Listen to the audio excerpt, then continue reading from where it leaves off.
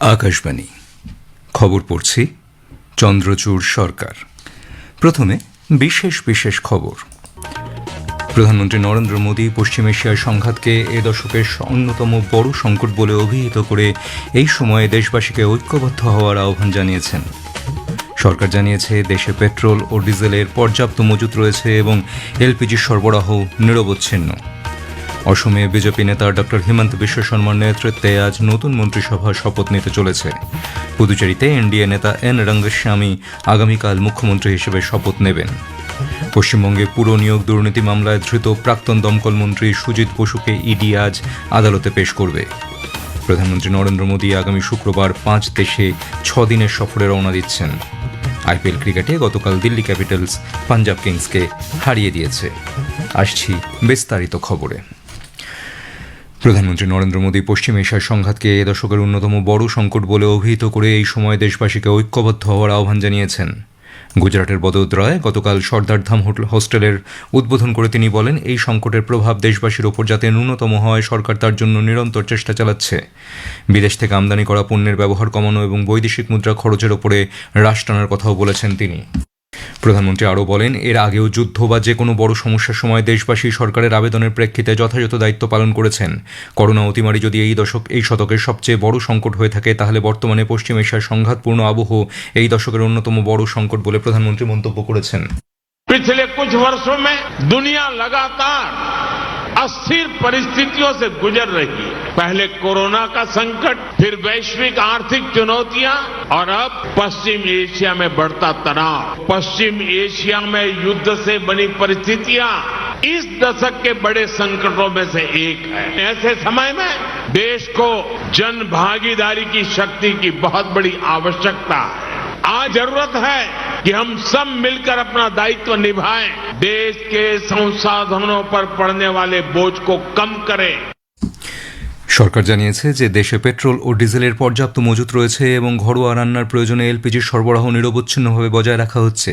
গতকাল নতুন দিল্লিতে পশ্চিম এশিয়ার সাম্প্রতিক ঘটনাবলী বিষয়ে আন্তমন্ত্রক বৈঠকে বক্তব্য রাখার সময় পেট্রোলিয়াম ও প্রাকৃতিক গ্যাস মন্ত্রকের যুগ্ম সচিব সুজাতা শর্মা জানান যে কোনো এলপিজি ডিস্ট্রিবিউটরশিপে সিলিন্ডারের মজুত ফুরিয়ে যাওয়ার কোনো খবর পাওয়া যায়নি।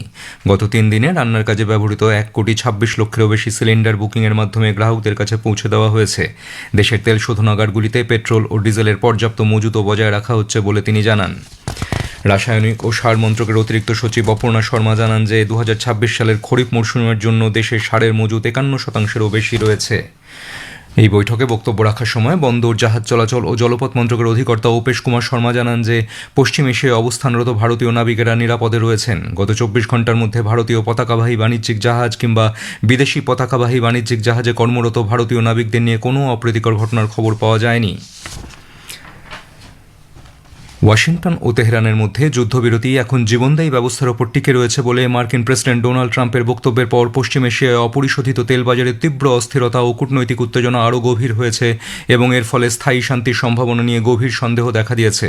এর আগে আমেরিকার শান্তি প্রস্তাবের জবাবে তেহরান সব ফ্রন্টে যুদ্ধ বন্ধ, মার্কিন নিষেধাজ্ঞা তুলে নেওয়া, বাতিল করা ইরানি সম্পদের মুক্তি, মার্কিন নৌ অবরোধের সমাপ্তি এবং হরমুজ প্রণালীতে ইরানের নিয়ন্ত্রণের স্বীকৃতির দাবি জানালে প্রস্তাবে প্রথমে সমঝোতা স্মারক এবং পরবর্তী 30 দিনের আলোচনার একটি রোডম্যাপ দেওয়া হয়েছিল।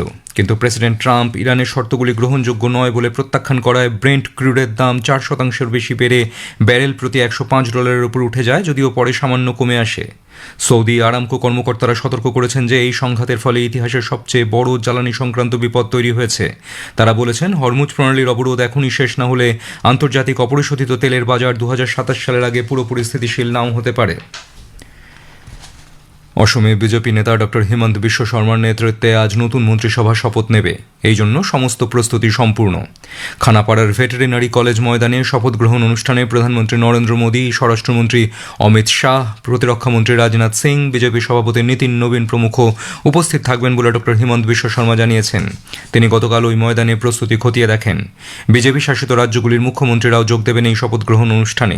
এদিকে এই শপথ গ্রহণ অনুষ্ঠানে অংশ নিতে পশ্চিমবঙ্গের মুখ্যমন্ত্রী শুভেন্দু অধিকারী অসম যাচ্ছেন। আজ সকাল 9টায় কলকাতা থেকে রওনা হয়ে তিনি গুয়াহাটি পৌঁছবেন বলে নবান্ন সূত্রে জানা গিয়েছে। আজই তাঁর কলকাতায় ফেরার কথা। পুদুচেরির মুখ্যমন্ত্রী হিসেবে এনডিএ নেতা এন রঙ্গস্বামীর শপথ গ্রহণের জন্য জোরদার প্রস্তুতি চলছে। আগামী বুধবার এক লোকনিবাসে এক বিশেষ অনুষ্ঠানে উপরাজ্যপাল কে কৈলাসনাথন পদ ও মন্ত্রগুপ্তির শপথ বাক্য পাঠ করাবেন তাকে।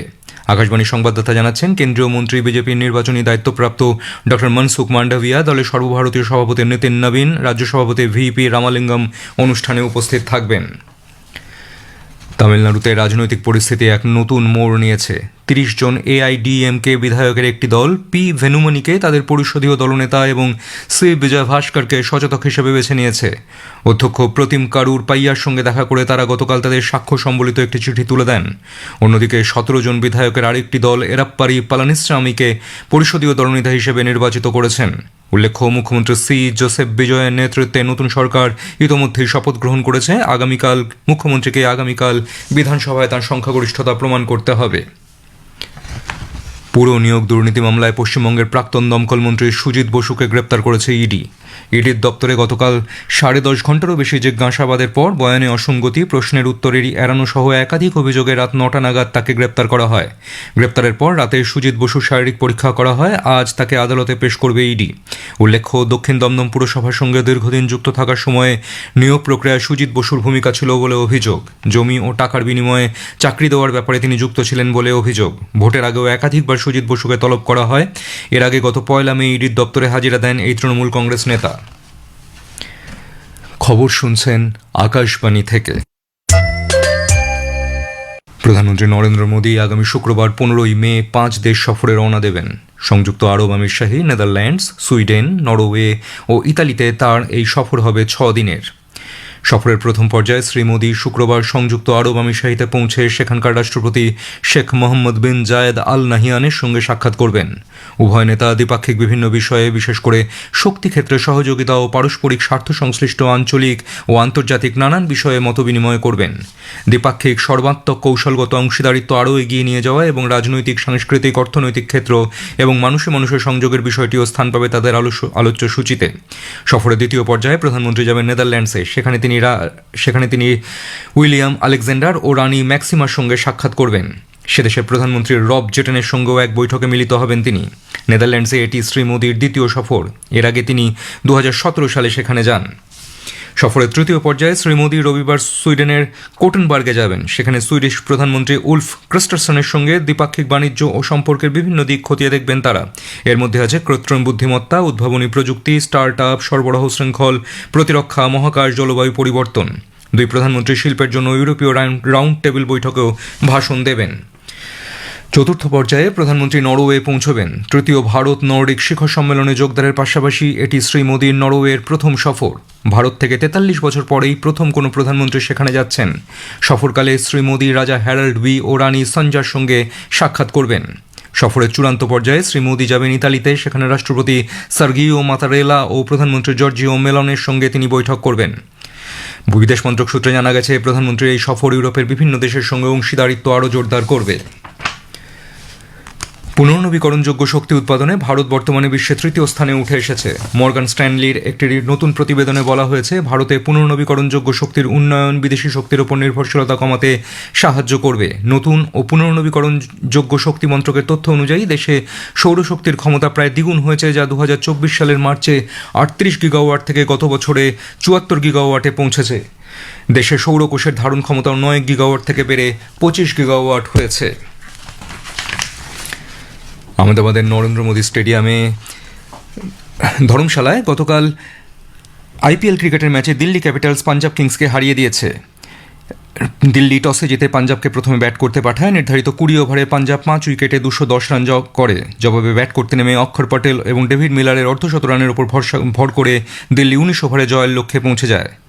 আহমেদাবাদের নরেন্দ্র মোদী স্টেডিয়ামে আজ আইপিএলের ম্যাচে গুজরাট টাইটান্স সানরাইজার্স হায়দ্রাবাদের বিরুদ্ধে খেলবে। খেলা শুরু সন্ধে 7:30টায়। শেষ করার আগে খবরের বিশেষ কিছু অংশ আর একবার। প্রধানমন্ত্রী নরেন্দ্র মোদী পশ্চিম এশিয়ার সংঘাতকে এ দশকের অন্যতম বড় সংকট বলে অভিহিত করে এই সময় দেশবাসীকে ঐক্যবদ্ধ হওয়ার আহ্বান জানিয়েছেন। সরকার জানিয়েছে, দেশে পেট্রোল ও ডিজেলের পর্যাপ্ত মজুত রয়েছে এবং এলপিজির সরবরাহ নিরবচ্ছিন্ন। অসমে বিজেপি নেতা ডক্টর হেমন্ত বিশ্ব শর্মার নেতৃত্বে আজ নতুন মন্ত্রিসভা শপথ নিতে চলেছে। পুদুচেরিতে এনডিএ নেতা এন রঙ্গস্বামী আগামীকাল মুখ্যমন্ত্রী হিসেবে শপথ নেবেন। খবর শেষ হলো। পরবর্তী খবর 7:25